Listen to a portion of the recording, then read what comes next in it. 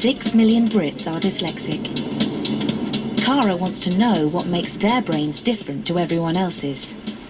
Hello, Kathy. Lovely to meet you. Professor Kathy Price is going to scan Cara's brain for research into how dyslexia disrupts the reading process. The purpose of the study is to work out how dyslexic brains differ from people who haven't had any difficulty learning to read. And we're trying to group people into different subtypes of dyslexia. Let's go. I'm ready.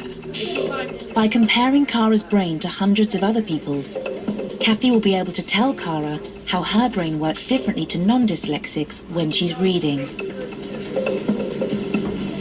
Cara? Yeah. Okay, so we're ready to go, and you're just telling us what you see. Okay. Cara reads out words and identifies images that appear on a screen inside the scanner.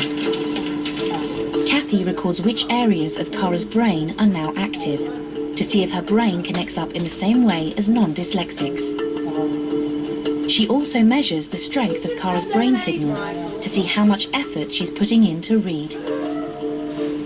Dyslexia has only been widely recognised in the last 15 years, so scientists like Kathy are still trying to work out what causes it.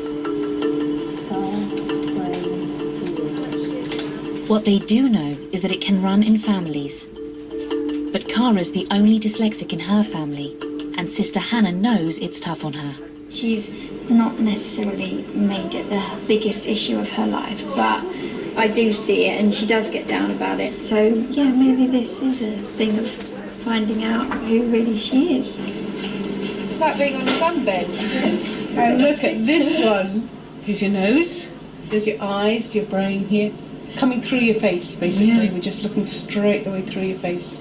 Oh, there. And then down to your teeth. Look at those lovely teeth. Oh.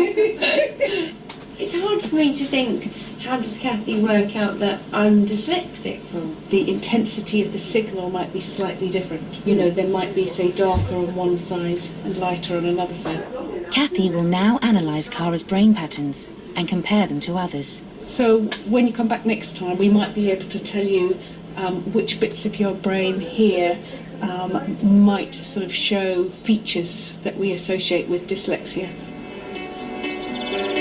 Cara must now wait 3 weeks for Kathy's team to analyse the scans. The first signs of dyslexia often appear when children start learning to read and write at school. My old school books. Cara started to notice she was behind the other children when she was around 6, but didn't understand why. I just remember thinking, oh, goodness, it's just so hard, and do they really expect us to do this? And everyone else seems to be finding it really simple. This is what I did a lot, the kind of writing the word how it sounds. So friendly would be F-R-E-N-L-Y. Why would you design a word that doesn't spell the way it sounds? That's like just putting a Z in where, just for the sake of it, as far as I was concerned. And I remember even thinking, concentrate and read. And I'd even go like this with my eyes, as if the eyes being wider would kind of help me go in. And sometimes I'd go, and then I'd go, what are they asking me to do? No, it didn't go in. I did feel stupid, really. I think I just felt stupid. Cara's teacher spotted she was struggling when she turned 7 and dropped a bombshell on her mum and dad. He was flabbergasted.